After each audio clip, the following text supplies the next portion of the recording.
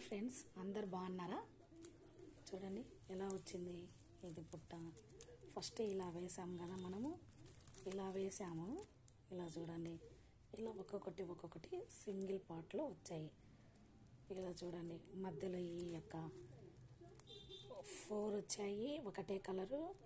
ఇది వచ్చేసి వైట్ వచ్చేసి ఇలా వచ్చేసిద్ది అనమాట. ఇలా వచ్చేసింది. ఇలా చూడండి, ఇలా రావాలి.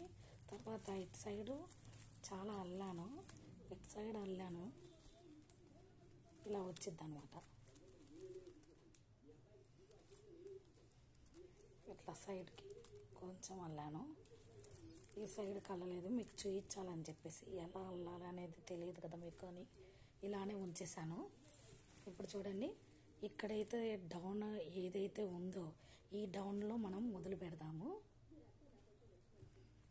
ఇక్కడ చూడండి, ఇక్కడైతే ఏదైతే ఉన్నాయో ఇవి నాట్స్ ఇలాగైతే ఇంటూ షేప్లో ఇదో చూడండి, నేను పెట్టాను కదా, ఇంటూ షేప్లో పడేవన్నీ ఏ దానికి ఆ దానికి అల్లేసుకోవాలి.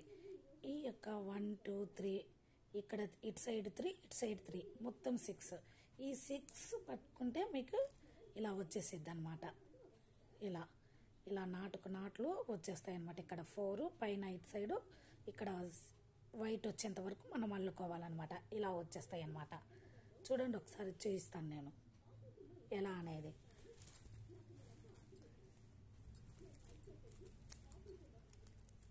ఇక్కడ ఉంది కదా,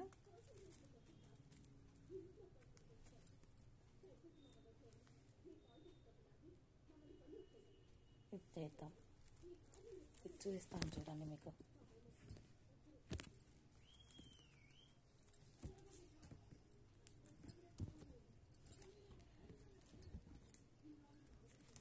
ఏ డౌట్ లేకుండా చక్కగా చేస్తాను. అది రన్నింగ్ వైర్ లేకుండా ఓన్లీ వైర్స్ కట్ చేసుకొని ఆ వైర్తో ఎలా కనెక్ట్ చేసుకోవాలనేవి చూపిస్తాను నేను. రన్నింగ్ వైర్ లేకుండా అల్లుకునే విధానము.